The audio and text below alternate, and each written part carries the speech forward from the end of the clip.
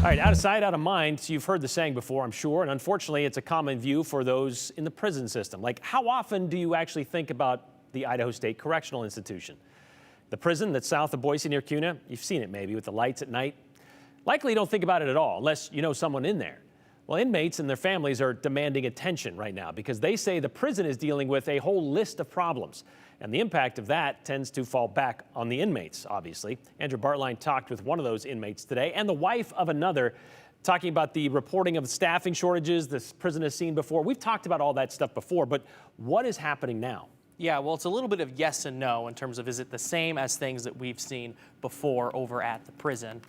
And when we talked with them earlier today, they say, this goes back to August, I should say, when KTVB first reported this, they had a staffing rate at about 76% at that prison, or throughout IDOC, I should say. That's when we talked with Josh Tewalt. He's the director at IDOC, and he told us it can have a variety of impacts. It means staffing cannot provide certain services like escorts or programming or people coming to visit, just to name a few. We talked with Micah Cassidy about these impacts today. Her husband is an inmate at that state prison. Since May, she has been waiting for a background check paperwork to clear. That's so her 6-year-old son can go visit his father, but for months, she says no progress has been made. She adds a staff member told her they simply don't have the staff to check because right now it's just not a priority.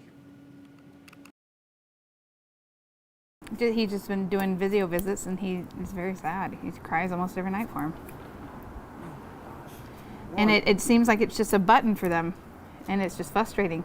I've even asked, do you need volunteers? Do you need me to try to reach out to some program that you might trust, that we can try to get someone in there to help you do those background checks? Because there's a lot of people waiting for their visiting applications to be done. But what concerns her the most is what's happening inside the prison. She says her husband's unit, that's Unit 14, does not have a heater on his side or his tier. It's been like that for more than a week. The inmates have been in that unit and they have been cold. So we got in touch with an inmate. His name is Steven Sorensen. He lives in a separate tier than Cassidy's husband, but they're both in Unit 14. They're connected by a doorway.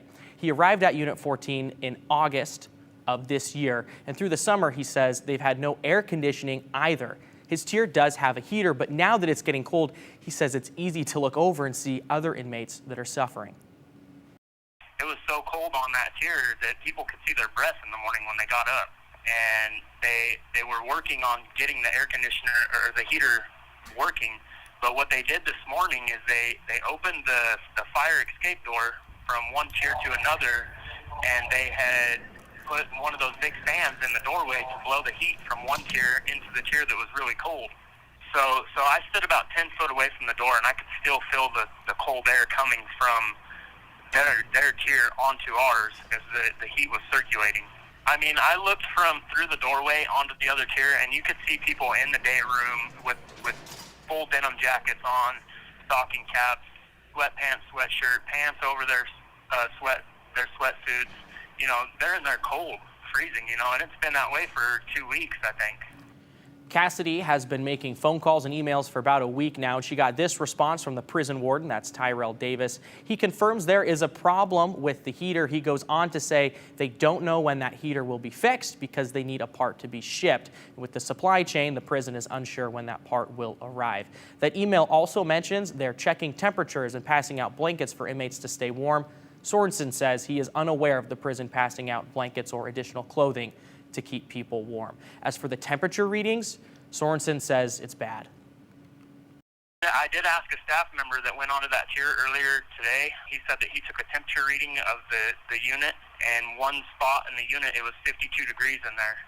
It's frustrating to me because, you know, we understand that we're here in prison because we've done something wrong, but we rely on these staff members to keep things humane for us and to make an environment that's not so much that we're like suffering, you know?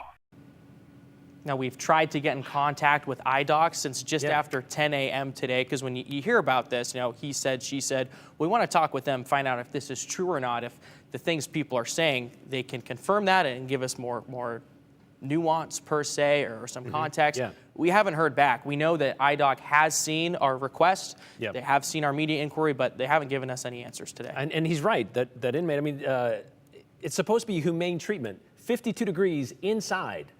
does not really sound, and I know we're not going to get a lot of sympathy from people who say, well, the prisoners, so where, should we have sympathy for them? But it affects their family members too. I think that's the biggest part of this too. They hear about it, and then not being able to visit somebody, that's a big deal too. Yeah, and a lot of criticisms of the correctional institutions that Right. we have throughout this country are this is supposed to be a rehabilitation type treatment Right. rather than a punishment. Well, True. 52 degrees, if that is true, doesn't certainly seem to align with that. All right, so we'll await to see what IDOC has to say. Hopefully they'll get some response from them and we can further this story and follow it along and see if there's any sort of resolution to either of these issues. Thank you very much, Andrew.